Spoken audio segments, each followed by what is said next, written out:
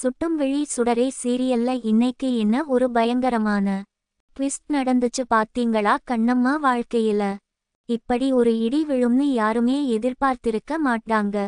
அதுவும் அந்த பிரியாணியில நடந்த சதி என்ன கடைசியில கண்ணம்மாவுக்கு என்ன ஆச்சு, ஏன் அவங்க அப்படி மயங்கி விழுந்தாங்க அப்படின்னு எல்லாத்தையும் நாம விலாவாரியா இந்த வீடியோல பார்க்க போறோம். தொடர்ந்து கேளுங்க, ரொம்பவே விறுவிறுப்பான பல விஷயங்கள் இன்னைக்கு எபிசோட்ல நடந்து முடிஞ்சிருக்கு. எபிசோடோட ஆரம்பத்திலேயே நம்ம அர்ஜுன் ரொம்பவே சந்தோஷமா வீட்டுக்கு வராரு. வீட்ல இருக்கிற எல்லாருக்கும் தீபாவளி பரிசுகளை வாங்கிட்டு வந்து ஒவ்வொருத்தருக்கா கொடுத்துட்டு இருக்காரு. வீடே ரொம்ப களை கட்டி இருக்கு. அப்போ நம்ம கண்ணம்மா கையில ஒரு அழகான பரிசை கொடுக்கும் போது கண்ணம்மா அதை வாங்க மறுக்கிறாங்க.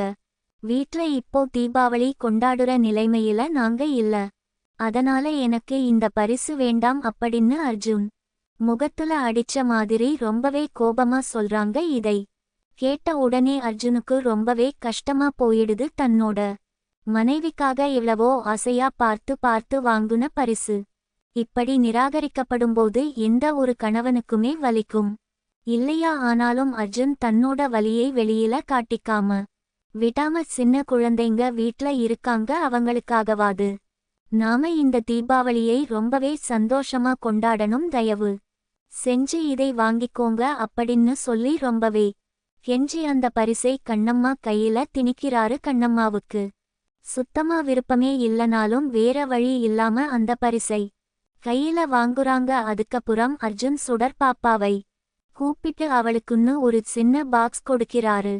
சுடர் பாப்பா ரொம்பவே ஆர்வமா அந்த பாக்ஸை திறந்து பார்த்தா உள்ள தகதகன்னு மின்னும் தங்க டோட்டு இருக்கு. இதை பார்த்த உடனே அங்க இருக்கிற மீனாட்சிக்கும் ராகவனுக்கும் பயங்கரமா கண்ணு உறுத்துது. கண்ணம்மாவுக்கு இதை பார்த்த உடனே உச்சக்கட்ட கோபம் வருது. எதுக்கு இவ்வளவு விலை உயர்ந்த தங்க நகை எல்லாம் இந்த சின்ன குழந்தைக்கு வாங்கி தட்டிங்க, இதெல்லாம் போட்டுட்டு அவ எப்படி ஸ்கூலுக்கு போக முடியும் அப்படின்னு கண்ணம்மா சத்தம் போடுறாங்க. அதுக்கு அர்ஜுன் ரொம்பவே அமைதியா சொல்றாரு, ஸ்கூலுக்கு போட்டுட்டு போக வேண்டாம், இன்னைக்கு ஒரு நாள் மட்டும் தீபாவளிக்காக அவ போட்டுக்கட்டும் அப்படின்னு சொல்றாரு. அப்போ மீனாட்சி குறுக்கிட்டு, இவளுக்கு மட்டும் ஏன் இவ்வளவு ஸ்பெஷலான கவனிப்பு? எங்க பொண்ணு அஞ்சலிக்கு சாதாரண டிரஸ் வாங்கி கொடுத்துட்டு இவளுக்கு மட்டும் ஏன் தங்கம் வாங்கி தட்டிங்க அப்படின்னு பொறாமையில கேட்கும்போது அர்ஜுன் ஒரு உண்மையை அந்த இடத்துல உடைக்கிறாரு. அன்னைக்கு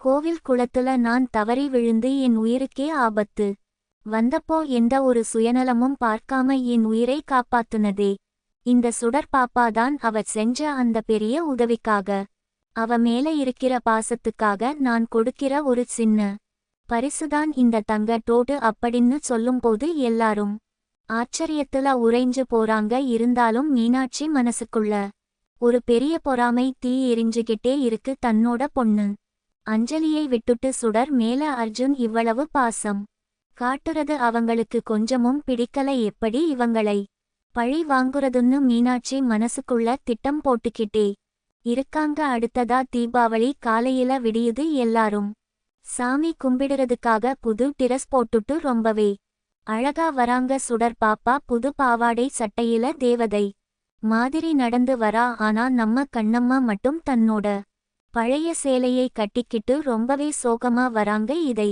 பார்த்த சுடர் பாப்பா ரொம்பவே வெள்ளந்தியா, ஏன்மா நீங்க புது டிரஸ் போடல? கேப்டன் வாங்கி கொடுத்த ட்ரெஸ்ஸை ஏன் நீங்க கட்டிக்கல அப்படின்னு கேக்குறா. அதுக்கு கண்ணம்மா, அந்த புது புடவை தண்ணியில விழுந்து வீணாக்கிடுச்சு, அதனால நான் கட்டல அப்படின்னு ஒரு பொய்யை சர்வ சாதாரணமா சொல்றாங்க. ஆனா அர்ஜுனுக்கு நல்லாவே தெரியும் கண்ணம்மா வேணும்னே தான் அந்த புடவையை தண்ணியில போட்டு நாசம் பண்ணிட்டாங்க அப்படின்னு. ஏன்னா கண்ணம்மாவுக்கு அர்ஜுன் மேல இருக்கிற கோபமும் வெறுப்பும் இன்னும் குறையவே இல்லை. அர்ஜுன் வாங்கி கொடுத்த எந்த ஒரு பொருளையும் தான் பயன்படுத்த கூடாது அப்படிங்கிற ஒரு வைராக்கியத்துல கண்ணம்மா உயிரையே பணயம் வச்சு வாழ்ந்துட்டு இருக்காங்க. இதை நினைச்சு அர்ஜுன் மனசுக்குள்ளேயே ரொம்பவே குமுறி குமுறி அழுகுறாரு. தன் மனைவியோட அன்பை எப்படி திரும்ப பெறப்போறோம், அவ மனசுல இருக்கிற காயத்தை எப்படி மாத்த போறோம் அப்படின்னு அவருக்குள்ள ஒரு பெரிய உணர்ச்சி போராட்டமே நடந்துட்டு இருக்கு. அப்படியே சீன் மாறுது. வீட்ல எல்லாரும் சாப்பிடுறதுக்காக முற்றத்துல உட்கார்ந்து இருக்காங்க. மீனாட்சி ரொம்பவே பெருமையா, நாங்க இட்லி கோழிக்கறி ஆட்டுக்கறின்னு விதவிதமா சமைச்சு வச்சிருக்கோம். இன்னைக்கு பொம்பளைங்களுக்கு எந்த வேலையும் இல்ல, நாங்க ரெஸ்ட் எடுக்க போறோம் அப்படின்னு சொல்லி எல்லாரையும் சாப்பிட கூப்பிடுறாங்க. அப்போ அர்ஜுன் ஒரு பெரிய சவாலை விடுறாரு. சரி, காலையில நீங்க சமைச்சிட்டீங்க, மதியத்துக்கு நாங்க ஆம்பளைங்க எல்லாரும் சேர்ந்து பிரியாணி சமைக்கிறோம்.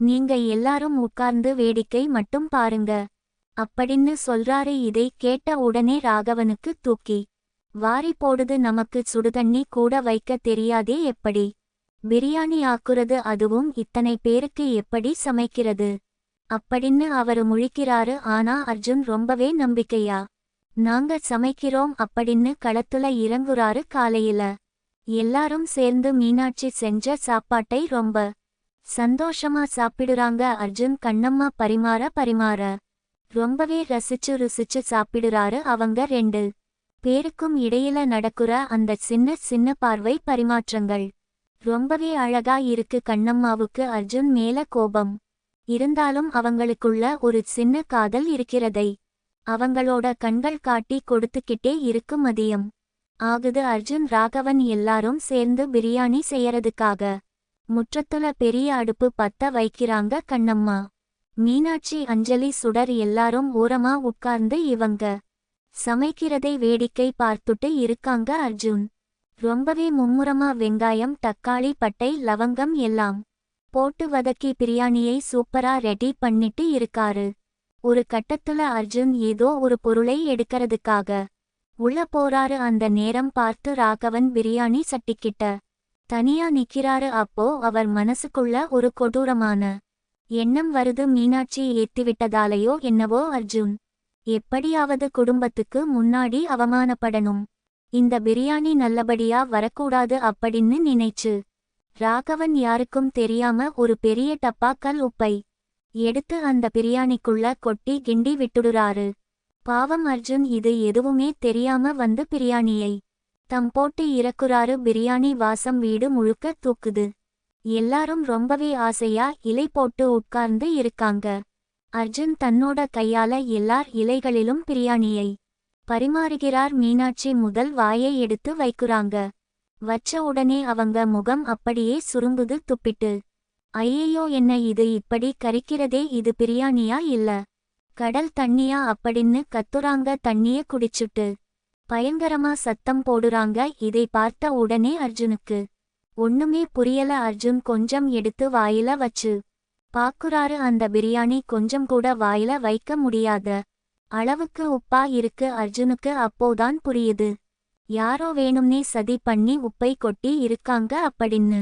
ஆனா அந்த தப்பை யார் செஞ்சிருப்பான்னு அவருக்குள்ள ஒரு பெரிய கேள்வி ஓடுது. ராகவன் முகத்தை பார்க்கிறாரு. ராகவன் எதுவுமே தெரியாத மாதிரி, ரொம்பவே நல்லவன் மாதிரி அமைதியா உட்கார்ந்து இருக்காரு. அர்ஜுன் தன்னோட குடும்பத்தோட மானம் போயிடக்கூடாது அப்படிங்கறதுக்காக அந்த பழியை தன் மேலேயே போட்டுக்கிறாரு. நான் தான் தெரியாம உப்பை அதிகமா போட்டுட்டேன், என்னை மன்னிச்சுடுங்க அப்படின்னு சொல்லி அந்த இடத்துல அர்ஜுன் ரொம்பவே அவமானப்பட்டு தலைகுனிஞ்சு நிக்கிறாரு.